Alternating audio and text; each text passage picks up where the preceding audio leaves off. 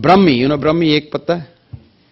So they said, lot of work has been done on Brahmi's extracts, nothing happened. These boys made a chutney out of Brahmi, which my grandmother used to do before I went for the exam, and she used to give it. It was good for memory, she used to say. When I went to the medical school and got my degree and all, I thought, my grandmother is a bloody fool. What does she know about it? That's what we think, you know, the Western thoughts.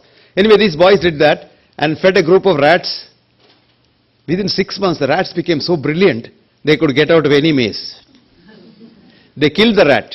And what they found was the hippocampus major, the area of the brain which is for memory. Mind you, the mind is not in the brain, but the memory is in the brain.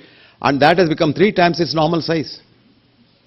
And when they cut open the hippocampus major, they found the cells were hyperactive. So this paper you must read.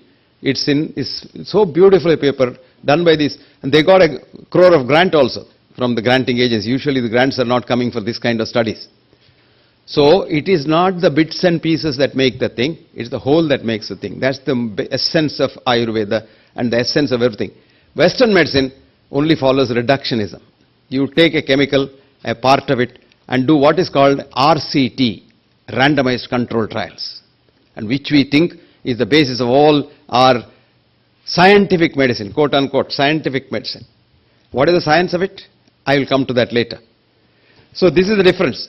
So modernity should come from our antiquity. There's an old saying in Latin, respice to prospice. If you want to look forwards, you must look backwards. Even throwing a javelin throw, you don't throw like this, it won't go far. Take it back and throw it, it'll go very far. So go back to our ancient wisdom. Everything that is in the modern science now, I'm not talking the conventional dead Western science of physics, chemistry and biology. The modern evolutionary science, evolutionary biology, systems biology, which comes to Ayurveda. Quantum physics. Quantum physics has almost come to Advaita.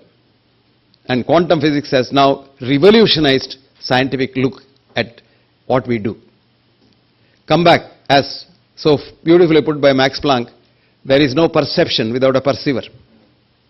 Let us say, I do work on a rat or a dog and say it is science. If you do on the same rat work, the results will be 40% difference. If a woman does work on the rat and a man does work on the same rat, difference can be 20 to 60%. If you change your pheromone, you just put on a nice scent, whole body you bathe with a very expensive scent and go and do the work, it will be different. The rat has a perception. You have a perception.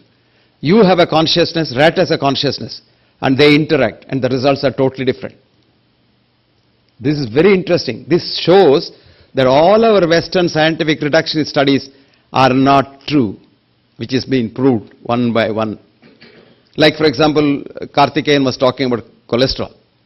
I said cholesterol cannot be a disease for the simple reason that if you try to lower your cholesterol, the body will produce more cholesterol. If you try to stop the cholesterol being made, because 90% of the cholesterol is made in your liver, because for your good, let us say you live a very high-fly life on the edge of it. You know, you are running after money, you are running after power, you are running after chair. I always tell people, Indians are Pita Jnanis. They may not be Jnana Pitas, but they are Pita Jnanis. They know how to sit in the chair and how to get someone out of the chair and occupy the chair.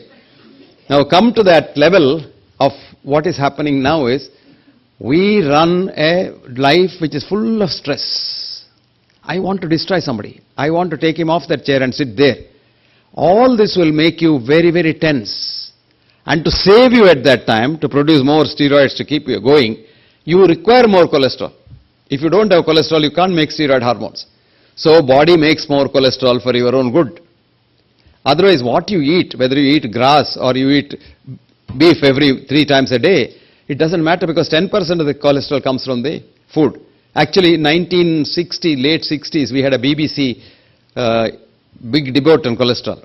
There was one lady, she had a big diary. She gave a challenge to everybody on the television. She said, whatever is your cholesterol level, come to me. I'll give you milk in the morning, milk in the afternoon, milk at night, and get your cholesterol down. At that time, I thought she was foolish, but now I know she is right, because if you feed more cholesterol from outside, your body will produce less cholesterol. See, that's what's called the body's intelligence. Now anyway, I'm very happy that recently, not recently, 3 years ago, the American government, the USDA, which once in 5 years it gives its pronouncement, saying that cholesterol is not a disease, so you must eat better and you must eat more. And they said eggs, bacon and ham are probably the ideal breakfast rather than eating all that junk that you have today. Now this U-turn came after millions of people have suffered from cholesterol lowering drugs. So let us not in the first place ape everything that is the Western one.